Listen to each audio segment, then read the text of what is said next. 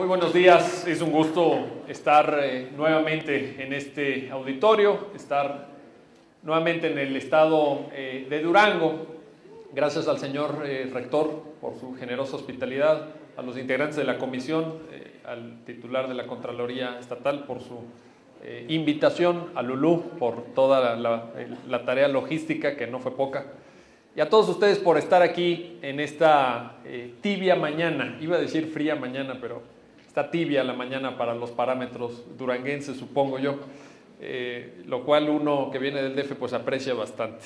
Hoy vamos a hablar de la protección de datos personales y quisiera comentar con ustedes que he preparado mi intervención en tres distintas partes. En la primera parte quisiera referir, porque ese es mi campo de especialidad, el marco constitucional que tenemos en la materia, cómo nuestra Constitución protege los datos personales.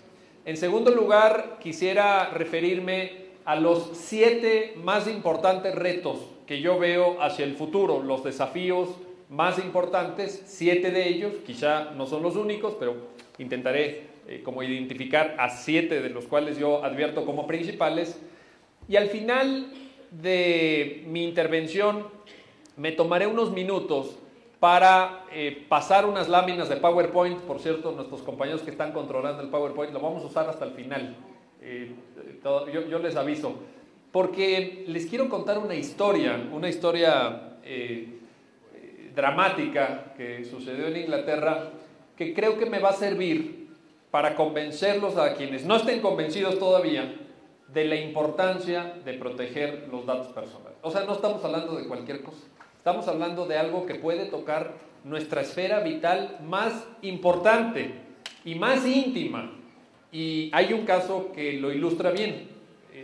Se los voy a platicar como cierre ya de la conferencia. Esa es la ruta que les propongo seguir. Antes de empezar con el tema de la base constitucional, del fundamento constitucional, quisiera también saludar, porque han estado muy activos, y aunque no les conteste siempre, sé que están mencionándome y sé que están muy atentos. Quisiera saludar a todos los tuiteros de Durango, a todos. ¿Dónde están? A ver, eso, aquí están los compañeros de Twitter. Como les dije la otra vez que estuve por acá, antes en las conferencias, ¿se acuerdan ustedes que todo el mundo decía, apaguen los celulares, guarden los celulares, es de mala educación? Bueno, ahora es al revés. Saquen sus celulares. Si tienen internet, saquen sus celulares. Sí, no van a sacar sus celulares para andar mensajeándose ahí con la novia. No, si tienen conexión a internet, sáquense sus celulares, tuiteen lo que escuchen, algún dato que les parezca relevante. En fin, interactúen, porque este tipo de oportunidades nos sirve también a través de las redes sociales para llegar más allá del auditorio. Aquí hay cientos de personas reunidas, pero a través del ejercicio de interacción que ustedes hagan con sus dispositivos móviles, vamos a poder llegar entre todos a miles de personas.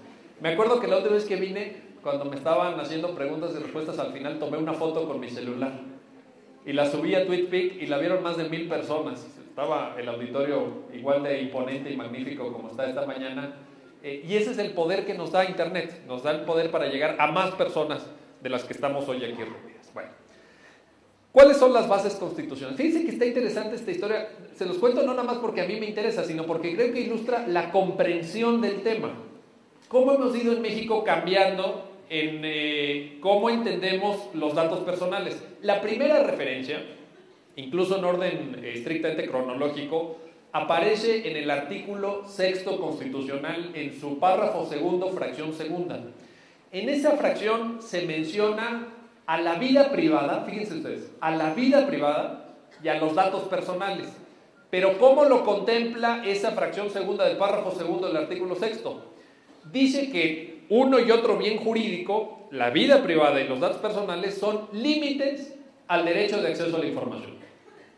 Es decir, el artículo 6º nos dice, nosotros tenemos derecho de acceder a todos los documentos públicos. Podemos dirigirnos al gobierno, a la Secretaría de la Contraloría, a la universidad, al gobernador, a la Procuraduría y solicitar información pública. Así lo dice la Constitución. Pero la propia Constitución señala, Estas solicitudes de acceso a la información tienen, entre otros límites, específicamente la fracción segunda se menciona, la vida privada. O sea, tú no puedes pedir información relativa a la vida privada o que se refiera a datos personales, porque eso no es información pública. Esa es una información que tiene que estar debidamente custodiada. Pero, ¿cuál es la cuestión aquí, creo yo, interesante? Que los datos personales se conciben como límite al derecho de acceso a la información, pero no como derecho todavía.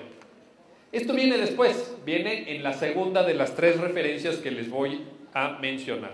Con posterioridad se incorpora un párrafo segundo a nuestro artículo 16 constitucional, al artículo 16 de nuestra Carta Magna, y ahí sí se establece el derecho fundamental, el derecho humano de protección de datos personales. Pero no solamente eso, no solamente se establece el derecho a la protección de datos ya como derecho humano, sino que se señalan las 4 modalidades que integran este derecho desde la óptica del derecho comparado. No sé si han escuchado ustedes este acrónimo, esta especie de abreviatura que solemos utilizar mucho cuando hablamos de este tema. Los derechos ARCO. ¿Han escuchado los derechos ARCO?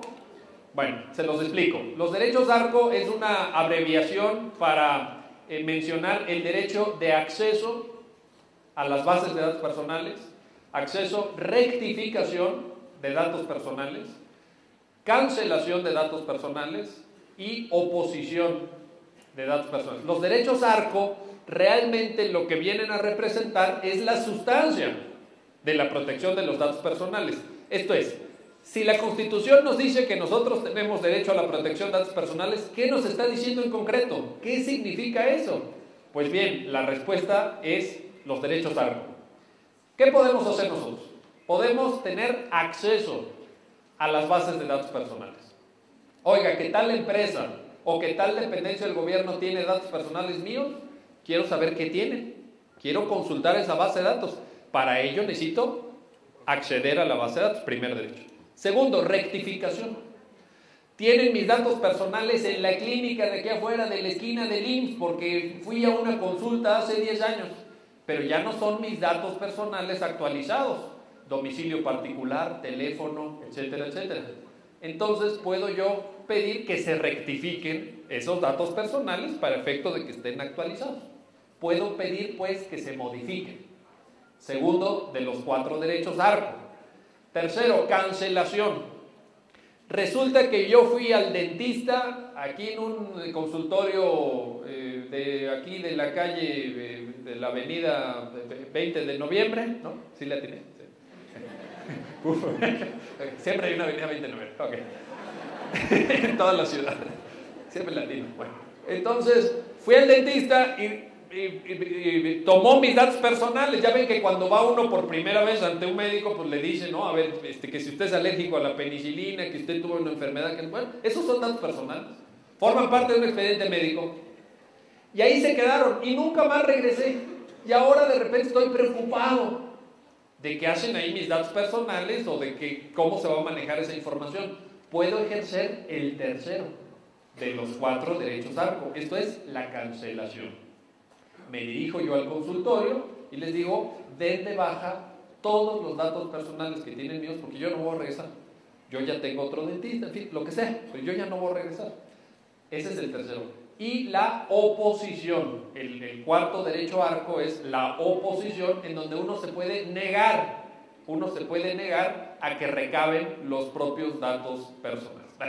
Esto de la oposición y la negativa a que empresas o el gobierno tenga datos personales nuestros, en la práctica, les quiero decir, con toda sinceridad se los digo, está complicado, no está fácil oponerse, porque si una empresa te pide datos personales y no se los quieres dar, normalmente no te provee del servicio. Entonces, imagínense ir a contratar una línea de telefónica, por ejemplo, y negarse a dar el RFC, pues no les van a dar la línea. Entonces, realmente... en fin, no está tan fácil esto de la oposición, pero existe como tal en la Constitución y es lo que ustedes, por supuesto, deben de saber. La La Constitución en este artículo 16 también señala que puede haber excepciones a lo que señale la ley en materia de protección de datos personales y menciona unos asuntos que son un tanto dispersos. Fíjense ustedes, dice, podrán establecerse excepciones a los principios que rigen el tratamiento de datos por razones de seguridad nacional, disposiciones de orden público. ¿Quién sabe qué significa eso? Es algo que nos encanta poner a los abogados en las leyes, porque nadie sabe qué significa. Disposiciones de orden público. Bueno. Seguridad o salud públicas o para proteger derechos de terceros. Estos son, en estas materias puede haber reglas específicas. Seguridad nacional, por ejemplo. Tercera referencia constitucional. En el artículo 73, fracción 29, inciso O, y perdonen por la prolijidad del enunciado, pero es que nuestros legisladores, es algo que, ¿aquí hay estudiantes de derecho o no? A ver, levante la mano, ¿quién está estudiando derecho? O bueno, abogados. No son tantos como otras veces, pero bueno, a lo mejor les da pena decir, ¿verdad? A lo mejor hay más y no levantan la mano, porque que no les dé pena, jóvenes, es una profesión muy noble, estén orgullosos de estar estudiando derecho. Y ser abogados es una profesión muy noble. Bueno, ahí les va. A los que estudiaron derecho y quienes somos abogados, siempre les he preguntado, ¿por qué los legisladores no tienen la precaución simplemente de recorrer las fracciones? Abran nuestra Constitución, artículo 73, y van a ver que hay una fracción 29 que la última vez que la vi ya andaba por el inciso Q. ¿Qué va a pasar cuando lleguen a la Z? Luego va a haber A bis, luego, ¿por qué no recorren? Fracción 30, 31, están abiertas las posibilidades. Pero bueno, fracción 29, inciso O. Dice que, ¿por qué es importante? Esta es la clave, fíjense. Esto es muy importante que pongan atención en esto. Ese inciso O dice, es competencia del Congreso de la Unión regular la posesión de datos personales en manos de particulares. Ojo con esto. Esto es muy importante. Repito, es competencia del Congreso de la Unión regular lo relativo a la posesión de datos personales en manos de particulares. Luego, entonces, ¿qué está haciendo este inciso? Está diciéndole a las entidades federativas, la ley local no puede tratar este asunto. Esta es una materia de competencia federal.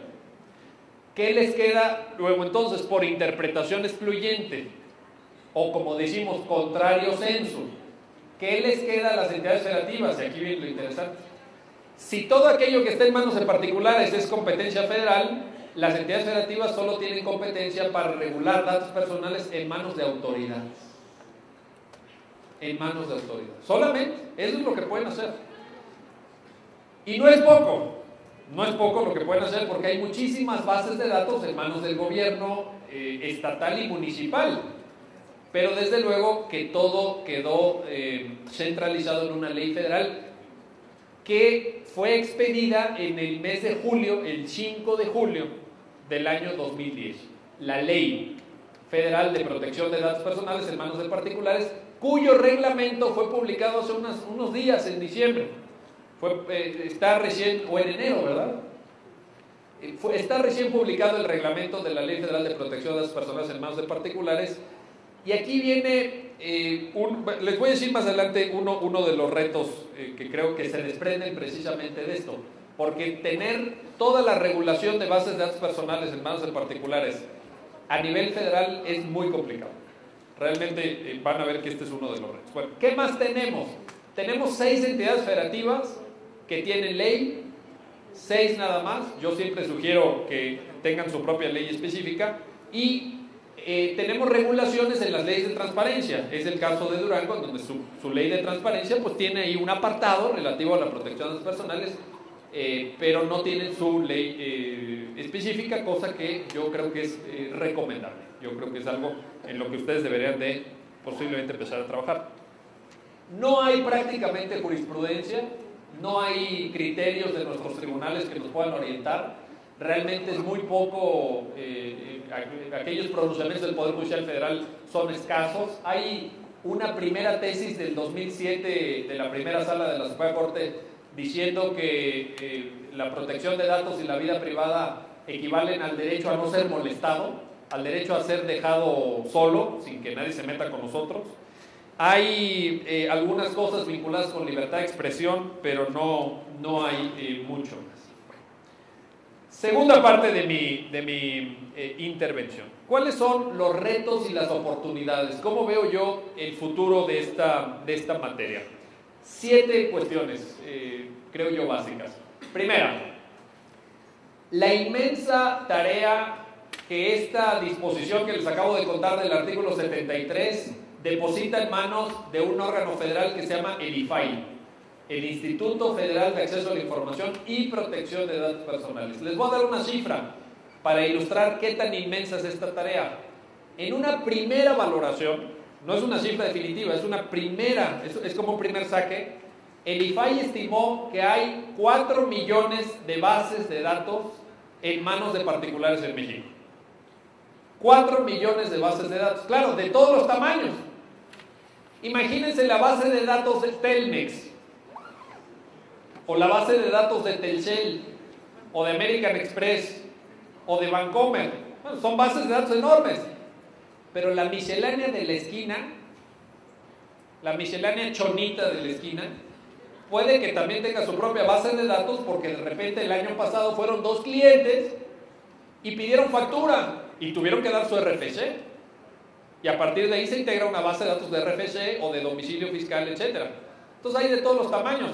El primer reto es cómo el IFAI, que tiene su sede en Coyoacán, en el Distrito Federal, ahí está físicamente el IFAI, va a poder revisar, supervisar y en su caso sancionar a quien viole la ley cuando tiene a 4 millones de sujetos, que yo creo que son más, pero bajita la mano son 4 millones. ¿Cómo le va a hacer? Es más, territorialmente, ¿cómo le va a hacer? El IFAI va a estar mandando a su departamento jurídico, va a mandar un abogado para que revise si la miscelánea chonita de la esquina está resguardando bien sus bases de datos. Entonces ahí tenemos un problema de diseño muy importante que nos tiene que llevar a cambiar ya toda nuestra estructura de protección de este tipo de derechos para que las comisiones estatales le ayuden al IFAI. Yo no veo de otra, como sucede con las comisiones estatales de derechos humanos respecto de la Comisión Nacional de Derechos Humanos, en donde hay una concurrencia y un auxilio. Los órganos estatales ayudan a los órganos nacionales. De otra forma, no veo yo cómo el IFAI se va a poder hacer cargo de estos 4 millones de bases de datos. Segundo lugar, el reto de orden legislativo. Miren, les acabo de mencionar que solamente 6 entidades federativas tienen sus propias leyes locales de protección de datos personales. Los demás tienen capítulos en las leyes de transparencia. Y este es un problema, porque cuando uno ya se mete a estudiar el tema de protección de datos personales, cuando uno se mete a fondo a esta materia, se da cuenta que es terriblemente complicado. Y no se puede despachar con 4 o 5 articulitos ahí, en un capítulo de la ley de transparencia. Se requiere una regulación sustantiva, se requiere una regulación a detalle y tenemos que construir todo ese entramado de leyes locales, sobre todo, que nos protejan nuestros datos personales. Ese sería el segundo reto. El segundo reto es construir las leyes que nos puedan dar suficiencia jurídica para tener bien protegidos nuestros datos personales. Y en esa materia, me preguntaban ahora los compañeros de los medios antes de entrar, oiga, ¿y cómo estamos en esa materia? Digo, en pañales. No hemos hecho prácticamente nada. Tenemos una, creo yo, una buena ley, la mejor de las 6 es la del Distrito Federal, que creo que es bastante buena, nos soluciona algunos problemas, pero nos hace falta cubrir el resto de la República. Tercer problema, tercera cuestión importante, creo yo, la definición de qué es un dato personal. Sí, porque estamos hablando de competencias, ya les dije del artículo, sí, bueno, todo está muy bien, pero ustedes se estarán preguntando a estas alturas de la conferencia, bueno, ¿y este cuate a qué hora nos va a explicar qué es un dato personal? Y podría yo venir y decirles la definición que señala la ley, vaya, pero eso lo pueden hacer ustedes a través de sus dispositivos móviles que están conectados a internet cuando dejen de Twitter. ¿Están tuiteando o no? No están poniendo nada en Twitter, o sea, no, como 2 dijeron que sí, los demás no entendieron la pregunta. Ahí les va. El asunto es este. Primero, entender qué es un dato personal. Déjenme les pongo este ejemplo muy concreto. Las leyes de datos personales dicen que todo aquello relativo al patrimonio de una persona, es dato personal. Nuestras cuentas bancarias, nuestros vehículos, etc. Y el otro día que fui a dar una conferencia invitado por la Comisión de Transparencia del Estado de Chihuahua, sus pares allá en Chihuahua, expuse este tema y a la hora de preguntas y respuestas levanta la mano un señor ahí como a la mitad del aula y me dice, fíjense bien en este ejemplo porque es muy ilustrativo, me dice, oiga doctor, yo soy el director del registro público de la propiedad de Chihuahua, soy el director del registro público. Si me atengo a la definición que usted acaba de citar, de acuerdo con la cual el patrimonio es un dato personal y como tal debe ser protegido, yo no puedo desahogar una consulta que venga alguien a hacer al registro público de la propiedad respecto a la propiedad de un bien inmueble. ¿Estoy en lo cierto, sí o no? Me dice. ¿Puedo negar la información? Le dije, oiga, imagínense a qué grado de desconcierto llega el asunto. Le dije, oiga, por supuesto que no puede negar la información. ¿Cómo se llama la dependencia que usted encabeza? Registro público. Pero es que es el patrimonio. ¿Qué tal que viene alguien con malas intenciones y quiere saber cuántos metros tiene la casa de fulano? Esa información es pública. Todo lo que ya esté en registros de acceso al público tiene que ser público, por más que corresponda al patrimonio, nuestros bienes inmuebles, pero también nuestras acciones en una sociedad. ¿Qué tal que alguien es accionista de Telmex, por ejemplo? Puede ser, no todo lo tiene Carlos Slim. Bueno, casi todo, pero no todo. Entonces, eso se refiere a nuestro patrimonio, pues también, por supuesto. Y luego, es interesante también que ustedes estén advertidos de que hay leyes que además, no solamente ya es complicado el concepto de dato personal, sino que además dividen el concepto en dos. Hay datos personales como tal y hay datos personales sensibles. Sensibles. Ejemplo de dato personal sensible que requiere una mayor protección, el expediente médico. Porque, ¿qué dice de nosotros el expediente médico? Bueno, pues todas las enfermedades que hemos tenido, etcétera, y entonces eso puede afectar de manera directa nuestra esfera privada, nuestra vida personal, nuestra vida familiar, y eso tiene que estar resguardado. ¿Les gustaría que se hiciera público su expediente médico? ¿Se sentirían cómodos con que el expediente médico de ustedes desde chiquitos se publicara en el periódico mañana? O lo subieran a Facebook, digo, para entendernos, ¿no? Con los más jóvenes. O lo subieran a Facebook, amigos. ¿Les gustaría? Las leyes dicen que pueden haber datos personales sensibles que requieran una específica protección. Y esto me permite conectar con el cuarto reto, el cuarto desafío de los 7 que yo advierto en esta materia, que tiene que ver con la definición de los niveles de seguridad de las bases de datos. Fíjense, la ley federal señala que puede haber penas que alcancen la privación de la libertad hasta por 6 años, a quien venda las bases de datos o a quien no las cuide debidamente. Ojo, porque son dos cosas distintas. Una cosa es que vendas la base de datos y otra cosa es que teniendo tú la custodia de la base no la cuides bien. Pregunto, ¿qué significa cuidar bien una base de datos? ¿Qué niveles de seguridad deben de tenerse en las bases de datos para que estén bien protegidas y no esté una empresa o una dependencia gubernamental violando la ley? Y aquí sí les quiero confesar que los abogados estamos mal preparados para responder esta pregunta. Esta es una pregunta para ingenieros informáticos. ¿Hay ingenieros informáticos aquí? ¿Algún ingeniero? Bueno, nos podrán ustedes ayudar en esto. Pero desde mi muy marginal conocimiento de cómputo, puedo advertir cuáles son las cuestiones. Primero, una base de datos debe estar protegida por un simple password, como protegemos nuestra cuenta de email. ¿Es eso suficiente? Pregunto. ¿Un password? Segundo, suponiendo que fuera un password, ¿quién debe de tenerlo? ¿Debe de tenerlo el contralor, por ejemplo? ¿Debe de tenerlo solo el director general? ¿Debe de tenerlo el encargado de la recepción? ¿Quién debe de tener acceso al password que permite operar la base de datos por un lado. Deben de estar protegidos por antivirus. ¿Qué nivel de antivirus deben de tener? Deben de estar aisladas las bases de datos para que nadie se pueda infiltrar desde internet, para que no les alojen en la base de datos troyanos, por ejemplo. Eso es típico en los bancos. En la base de datos de los bancos meten un troyano, que es un archivo durmiente que le llaman, y cuando tú pones tu password para entrar a tu cuenta, hay alguien que lo está viendo a través de un espejo, una especie de espejo para entendernos, y entonces ya tiene tu password y se puede meter al día siguiente y transferir a su propia cuenta todo el dinero que tú tienes en el banco. Sí, esa es la realidad, o sea, sí funciona, por eso es que estamos preocupados, no estamos hablando de cualquier cosa. Y en ese sentido, pues la ley federal en materia de protección de las personas en manos de particulares señala específicamente este deber de cuidado, pero no nos dice cómo. Y este es un reto. ¿Qué nivel de seguridad? Dirán ustedes que esto es una cuestión como teórica y de preocupación académica. No, miren, no lo es.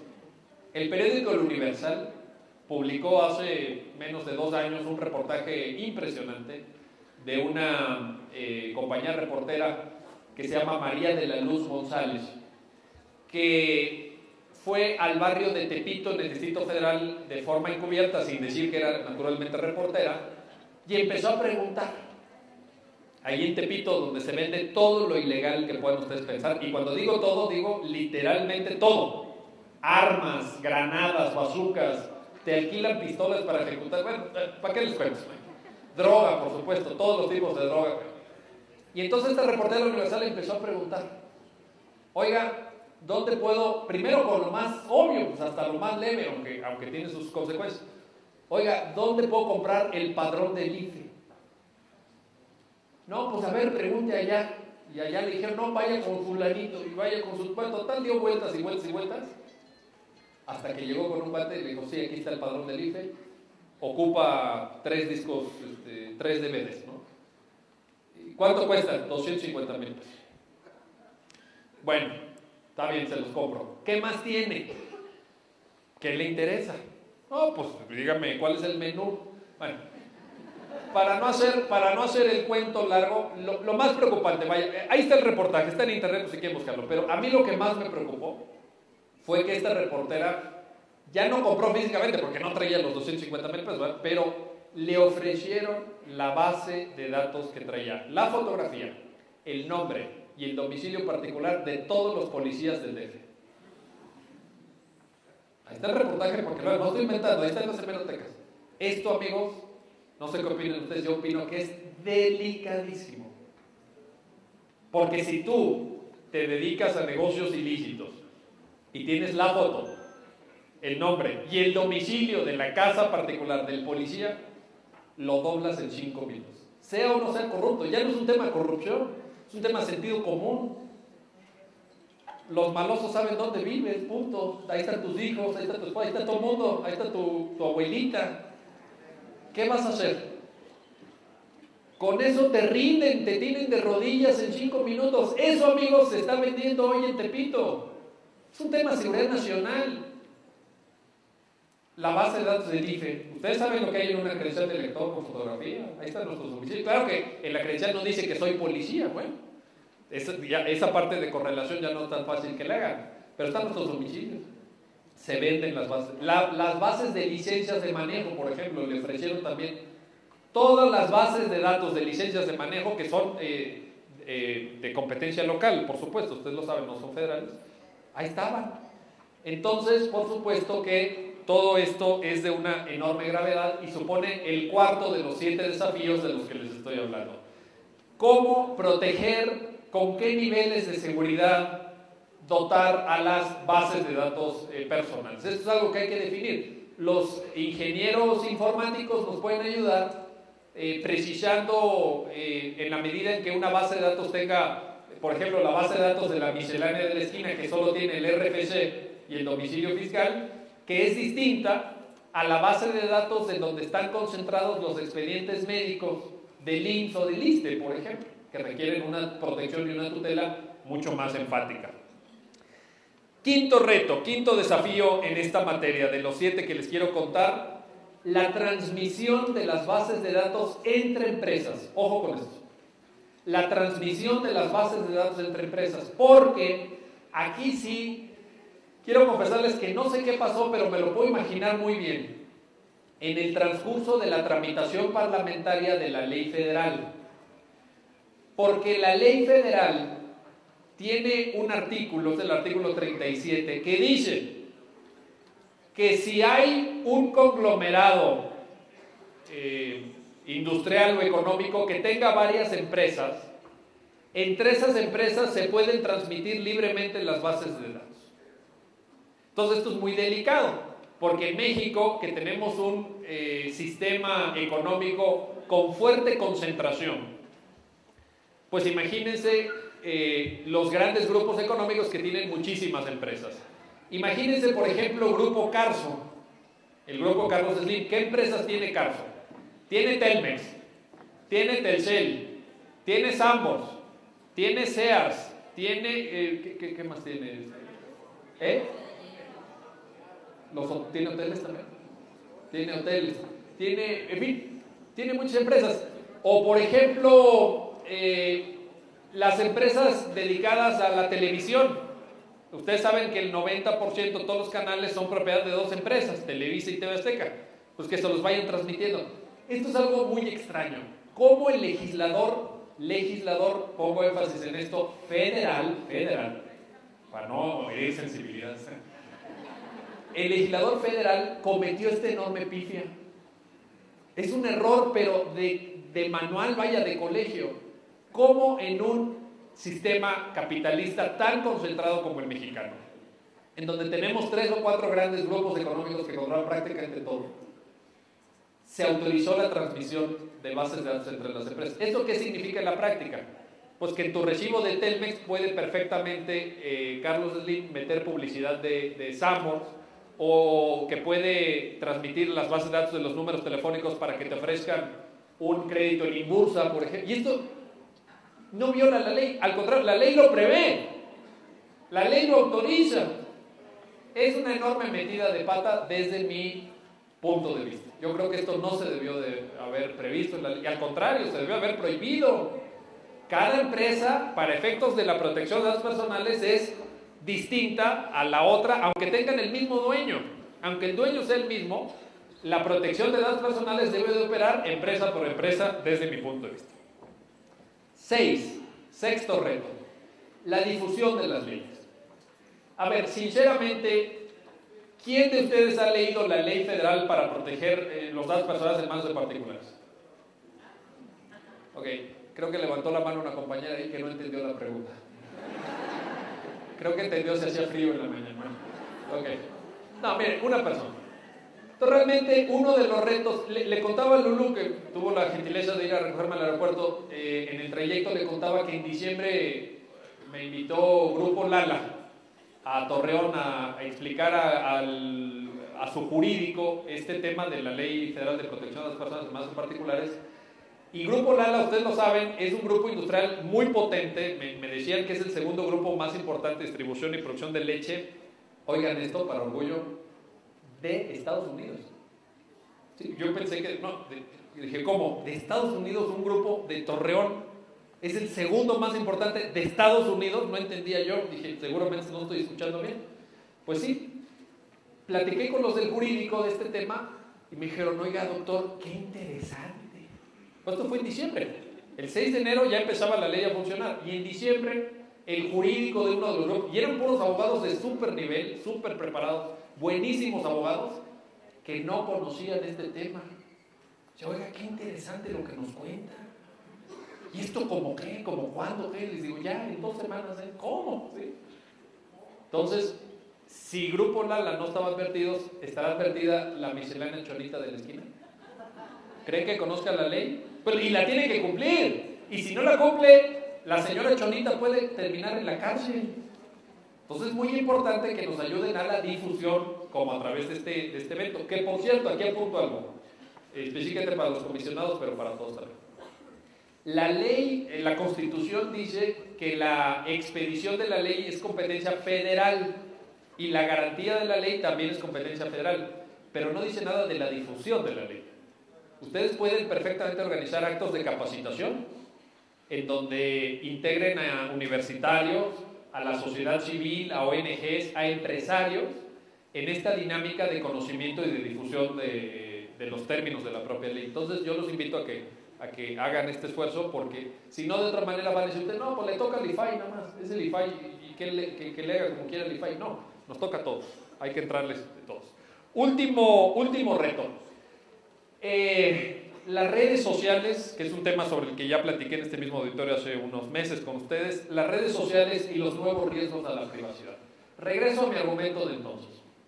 El principal guardián, el primer guardián de nuestra vida privada somos nosotros mismos.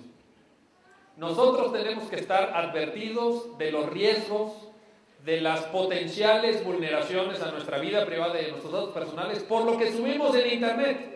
Y lo quiero decir específicamente aquí, en este auditorio universitario, donde hay tantos jóvenes, porque me da la impresión, ustedes por supuesto me corregirán, pero me da la impresión que hay un cierto grupo de edad, no me atrevería yo a fijar una frontera clara, también para no exhibir lo avanzada que está ya mi vida, ¿no?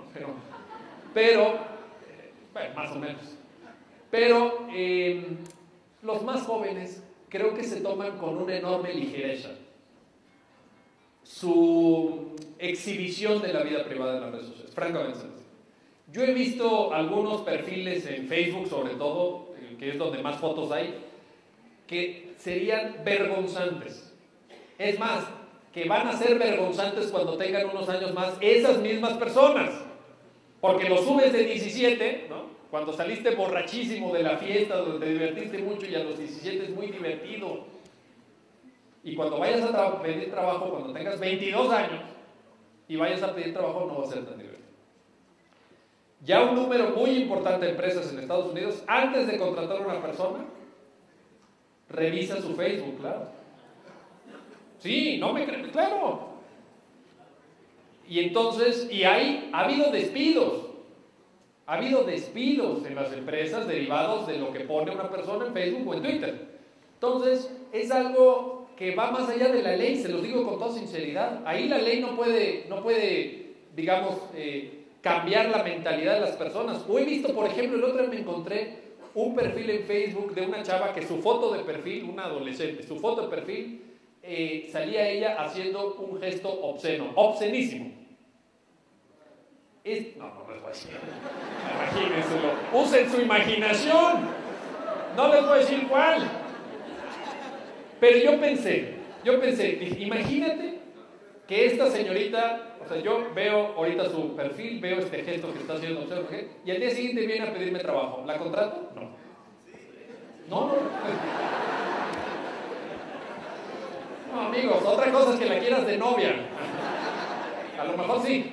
Pero mi consejo, digamos, mi reflexión en este punto es que cuiden su futuro cuidando su presente. Cuiden su futuro cuidando su presente. Lo que suban hoy es determinante para lo que van a aprovechar o no aprovechar mañana. Y esto tiene que ver con la ortografía. Por ejemplo, los que están en Twitter, porque en Twitter lo que hacemos es escribir, es diferente de Facebook, que son muchas fotos. Cuiden la ortografía. Hay mucha gente que dice, no, pero igual me entienden, así abreviadito y todo. Pongan mensajes completos. Es que no caben, hagan que quepan. Yo también me tuve que entrenar, amigos. Yo estoy de derecho. ¿Saben para qué nos entrenan a los abogados? Para ser rolleros. Hay abogados litigantes que cobran las demandas por kilo. Sí, avientan unas demandas de este tamaño. Dicen, oiga, pues qué rollero es el abogado. Ahora imagínense a alguien que fue entrenado para eso, que de repente le digan, tiene 140 caracteres para decir algo inteligente, órale. Al principio me costó muchísimo. Todavía no lo logro en muchas ocasiones, pero lo que pongo, lo pongo con las palabras completos, no uso el K para abreviar el K, ese tipo de cosas. Escriban bien, porque eso es lo que habla de ustedes. La imagen que ustedes transmiten en las redes sociales es la imagen que van a tener en la realidad. No hay dos vidas. No hay dos personajes, el de las redes y el bueno, no. Lo que ustedes transmitan en las redes sociales es lo que son, es lo que las otras personas están viendo de ustedes. Y claro, Esto podría al principio pues parecer que no es tan importante cuando las redes sociales eran marginales. Hoy ya no lo son. Le comentaba al señor Contralor antes de empezar, Yalulú, que acaba de salir los datos la semana pasada del número de usuarios de Facebook en Estados Unidos. 2 de cada 3 personas. 2 de cada 3 personas en Estados Unidos tienen perfil en Facebook. Más de 880 millones de personas alrededor del mundo. En México vamos a cerrar 2012 con más de 40 millones de usuarios de Internet, 70% de los cuales tienen perfil en Facebook. Entonces realmente se ha venido masificando. Les comparto este dato que ustedes ya conocen y me escucharon la vez pasada decirlo. Cada día se suben a Facebook 250 millones de fotos. Cada día. Y no solamente fotos, luego está el problema de los videos también. YouTube. Hay unos muy buenos y hay otros muy chafas, ¿no? YouTube acaba de informar la semana pasada que cada día se bajan 4,000 millones de videos. Cada día en YouTube se visualizan 4,000 millones de videos. Se ha masificado, pues, el uso de Internet y por eso es que debemos de, por supuesto, cuidarnos. Ahora sí, si nuestros amigos me ayudan a aprender el... reflexiones como sigue, amigos. ¿Para qué te preocupa tanto proteger tus datos personales si no tienes nada que ocultar? ¿Qué importa que la gente sepa cosas de tu vida privada si tu vida privada es normal? Si tú eres una persona decente, ¿de qué te preocupas? ¿Por qué tanto quisquilleo con esto de los datos personales? ¿Creen que esto es así? No lo es. Muchos piensan que si no tienes nada que ocultar y no andas en malos pasos, no debes tener miedo a que se conozcan tus datos personales. Pero hay una historia que quizá nos ofrece una respuesta diferente. Hay una historia que quizá ponga en evidencia por qué sí necesitamos cuidar nuestros datos personales. Amanda Jane Dowler nació el 25 de junio de 1988. Vivía con sus padres en el condado de Surrey, al norte de Londres, y fue secuestrada el 21 de marzo del año 2002. Tenía 13 años. Un periódico, el periódico News of the World, intervino su teléfono celular. De forma ilegal, por supuesto. Y al intervenir un periodista su teléfono celular, se dio cuenta de que tenía muchas llamadas tenía muchos mensajes en su buzón de voz. Es más, el buzón de voz estaba lleno. Y entonces ya no podían entrar nuevos mensajes. ¿Saben qué hizo el periodista? Se puso a borrar él mensajes del buzón de voz. Cuando la policía tuvo acceso a la línea telefónica derivada de la investigación de secuestro, no encontraron muchos mensajes. Se perdieron líneas de investigación. Amanda Jane Dowler fue encontrada muerta a finales de septiembre del año 2002. No se pudo dar, sino hasta meses después, con el asesino por esa intervención en su vida privada, en su línea telefónica. Vean su foto. ¿Creen que es una mala persona? ¿A los 13 años se puede ser una mala persona? Yo creo que no. Sí, no se proyecten. No es una confesión esto. Entonces, siguiente.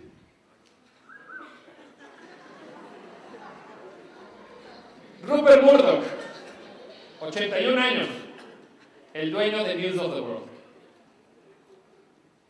Este señor de origen australiano, nacionalizado norteamericano, promovió, según las investigaciones del Parlamento inglés, que algunos de sus tabloides sensacionalistas intervinieran líneas telefónicas de artistas, de conocidos actores, le intervinieron en el teléfono al príncipe Guillermo de Inglaterra, a esta pobre joven de 13 años, y al final, cuando se destapó el escándalo, se destaparon muchos escándalos, por supuesto, pero Este de Amanda Jane Dowler obligó a News of the World a cerrar. Desaparecieron el periódico. Fue tanto el escándalo, fue tanta la ira de la sociedad inglesa por esta vulneración de la vida privada, que mejor dijeron, esto ya no tiene solución.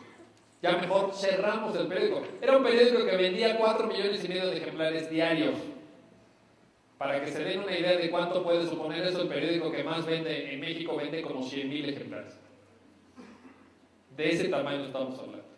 Entonces, realmente, el mensaje que les quiero dar con la foto de Amanda y con la foto de Rupert Murdoch es que hay que cuidar nuestra vida personal.